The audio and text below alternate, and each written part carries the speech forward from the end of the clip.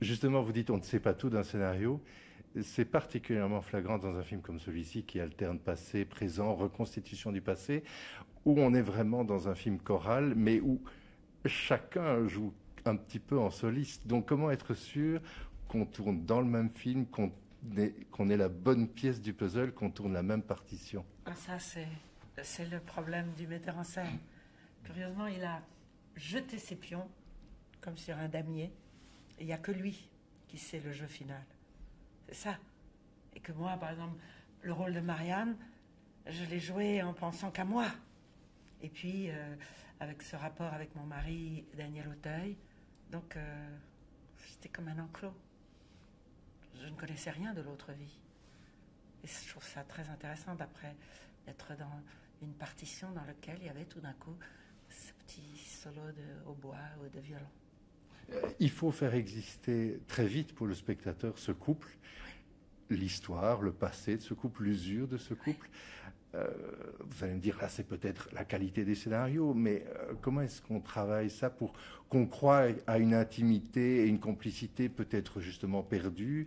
Comment est-ce qu'on travaille tout le sous-texte de ces personnages? Je pense que déjà, ça vient de comment l'a écrit Nicolas, et qu'il était très... il savait très bien où il voulait aller. Il savait très bien la tonalité, le timing, le tempo de ses dialogues.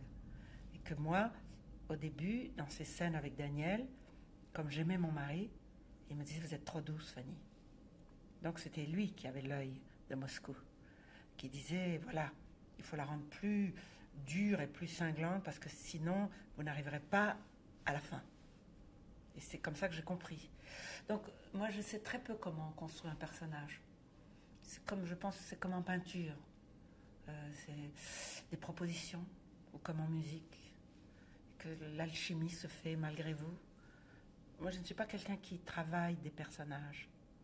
Je rentre dans le bal. Cette femme est dans le présent et même dans le futur. Son mari est dans le passé, dans la nostalgie. Est-ce que vous pensez que Nicolas Bedos vous a proposé ça parce qu'il sentait, il savait que vous étiez justement vous-même comme femme dans l'instant, dans le futur, dans le projet? Moi, je suis dans l'instant. Je suis dans l'instant présent, absolument. Il n'y a que ça qui m'intéresse. Parce que finalement, je suis aussi avec des souvenirs intacts. Moi, je suis comme les fous, je me souviens de tout, mais que je peux convoquer quand je veux. Et que le fait de revenir revisiter des choses du passé me plaît incroyablement. Mais que, sans faire de comparaison, c'est à moi, je l'ai vécu. Mais que le moment présent, justement, c'est un moment qu'on ne doit jamais perdre ou gâcher. Et que même le tournage, c'est comme une métaphore de la vie. Un tournage, il y a un début, un milieu, une fin. Vous allez jouer ce rôle pendant X temps, qu'il ne faut pas perdre une minute de la joie, de l'excitation, de la nervosité, de l'angoisse. Tu vois, il y a quelque chose, c'est comme si on vous offrait quelque chose. Et moi, j'ai toujours considéré un tournage comme, vous vous rappelez, les grandes vacances de l'enfance. Vous arrivez le 1er juillet, mais rien au monde aurait fait que vous allez être un jour de mauvaise humeur. Donc les grandes vacances, un tournage, une fois que vous avez accepté un rôle, une fois que vous savez les acteurs avec qui vous allez jouer, le metteur en scène, jette-toi. Peu importe le résultat, curieusement. Ce temps-là, personne ne pourra te l'enlever. Un des thèmes du film, l'usure du couple, est très finement traité parce que il y a des couples où justement le principal ennemi, c'est pas l'autre, c'est le temps. C'est ce que le temps a fait de l'autre, mais il n'y a pas forcément eu de conflit. C'est vraiment l'idée de l'usure, de cette espèce de banalité insidieuse.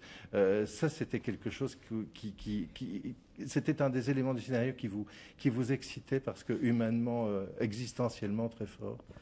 Oui, mais parce que moi, j'ai toujours, depuis que je suis très petite, j'ai pensé que le couple, ils étaient tous les deux responsables de l'amour. C'est-à-dire que c'était pas le temps. C'était comment ils avaient pris quelque chose comme un acquis. Et que l'amour, c'est comme un des beaux-arts. Il faut le traiter comme un chef-d'œuvre. Donc, ce n'est pas le temps. C'est le fait que quelqu'un n'ait pas compris ce que c'était que l'amour. Que c'était quelque chose dans lequel on devait offrir, abandonner, donner. Et qu'on était responsable de ça. C'est pour ça que cette femme qui a l'air si virulente, et même elle se traite de méchante après être méchante avec son mari, c'est qu'elle se souvient, comme lui, il a choisi les années 70 parce que ça a été la fulgurance de leur amour. Elle ne veut pas voir s'effondrer ce pourquoi elle a vécu.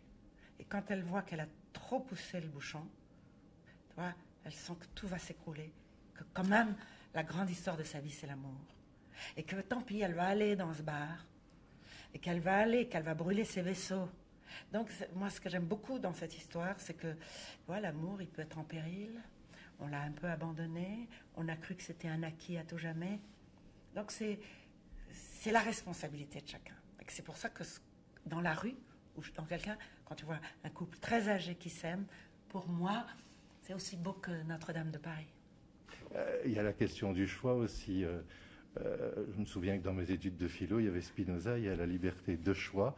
Et puis parfois, on est comme l'âne de Buridan, à force de ne pas choisir, on est paralysé. Et puis, il y a la liberté à l'intérieur du choix. On a choisi, et parce qu'on a choisi, on est complètement libre, parce que on est dans un terrain de jeu à l'intérieur de ce choix. Ici, ce qui est amusant dans le film, enfin qui est très intéressant, c'est qu'elle croit que sa liberté, c'est une liberté de choix. Elle va chercher l'amant, et l'amant, l'herbe n'est pas plus verte ailleurs, elle est même plutôt plus roussie. Donc ça pose aussi la question où est la liberté et quelle liberté on a envie de défendre. Et puis, moi, je dirais, et la liberté, pourquoi faire? C'est toujours ça. Si, je sais pas, une liberté pour changer le monde, je veux bien, mais c'est surtout comme si c'était aussi un acquis, la liberté. Et que je trouvais que c'est mieux de perdre sa liberté par amour que d'avoir perdu l'amour pour être libre.